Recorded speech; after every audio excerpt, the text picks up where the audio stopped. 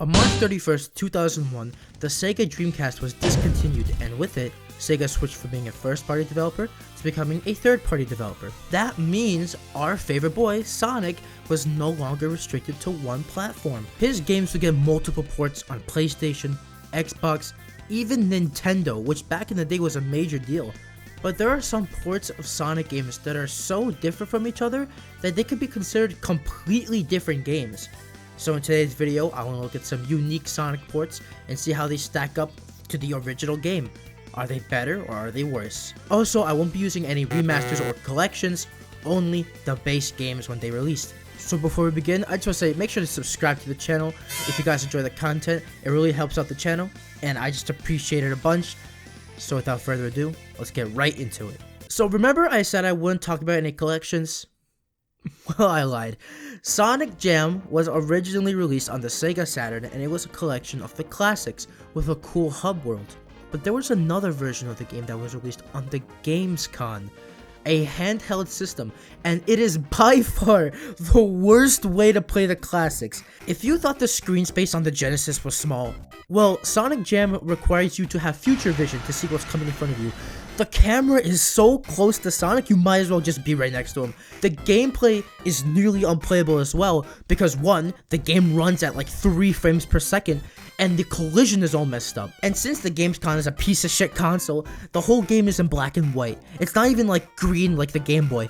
And the music, oh my, is it even music? This soundtrack makes Sonic Chronicles feel like a masterpiece of music. So should you play this over the original Sonic Jam? Yeah, if you want to fucking hate life. Okay, now that that's over, let's actually talk about playable stuff. Sonic Colors. Now, Sonic Colors was an exclusive Nintendo game. So the game was released on only 2 platforms at the time. The Wii, where we have the colors we know and love, or hate if you're different. And we have the underrated Sonic Colors for the DS, developed by Dimps. The story remains mostly the same, but the game itself might as well be the third Rush game. It looks, feels, and plays exactly like Rush, with the addition of the Wisps. The level design is really good because similar to the Wii game, the Wisps add to the level design and encourage replayability and exploration. The game even has exclusive Wisps with the Burst and the Void Wisp that can't be found on the Wii game, but it does miss out on a lot of Wisps from the Wii game, including the Hover, Cube, Spikes, and Frenzy. But to be honest, they don't really fit into the level design to the Rush game, so that doesn't really matter. Now, remember when I said the game follows the story mostly? Well, that's because the game features more characters than Sonic and Tails in side quests, like Blaze, Cream, and Silver, and etc.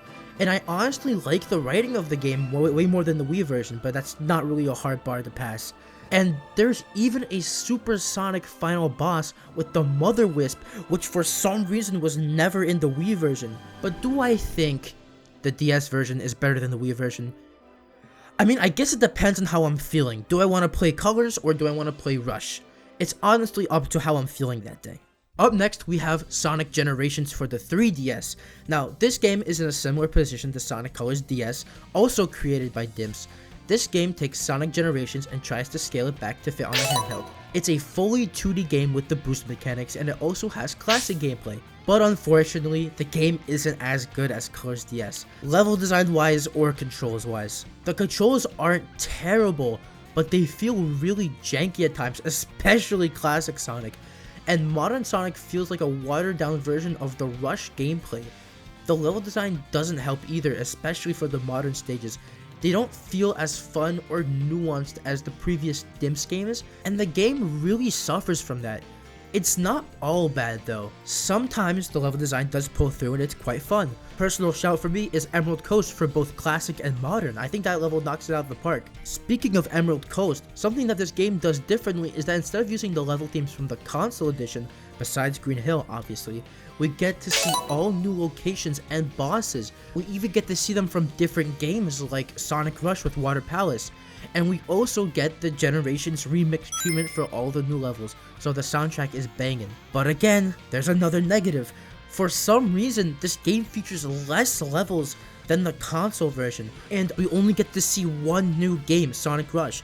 I will be a bit more forgiving if they pulled from other games, but the games besides Sonic Rush are still from the same game. We get to see Sonic 1, 2, 3 and Knuckles, Adventure. You get the idea. We don't see any new games besides Rush. So would I say this game is better than the HD version of Generations? No, I would not. Absolutely not. It does everything worse, and the new additions don't make up for the things that were taken away. But on occasion, I do find myself enjoying it. So maybe every once in a while, I would go back just to see how it is. Now this one, I've been fucking dreading all day. Sonic Lost World for the 3DS. The last game that Dimps developed for Sonic Team. And this is not a way you send off this fucking company, man. Now, y'all know my opinions on Sonic Lost World. But will they change for the 3DS port?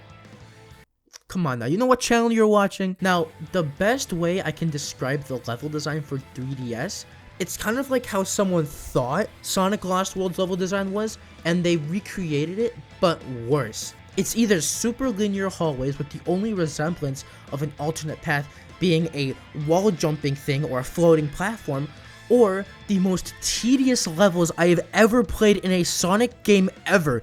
It gets so bad that some levels can go for 8 fucking minutes! My favorite part of Lost World, the parkour system, was completely watered down now because you could just infinitely boost to stay on the wall, eliminating any skill needed at all.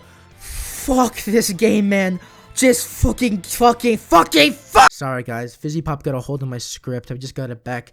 Yeah, no, I will not play this game even if God himself came down with a golden DS and told me to play it. Finally, the one that y'all have probably been waiting for the most. Sonic Unleashed for the Wii and PlayStation 2, but we will be focusing on the Wii version because they're basically the same. Fans have dubbed this version Sonic Unwiished. Now, this is a really special one because I feel like compared to all the games in this video, besides Color's DS, this game takes the most advantage of the console that it's on. First off, the boost levels. While yeah, they don't hold a candle to the HD version, they still provide a fun gameplay experience.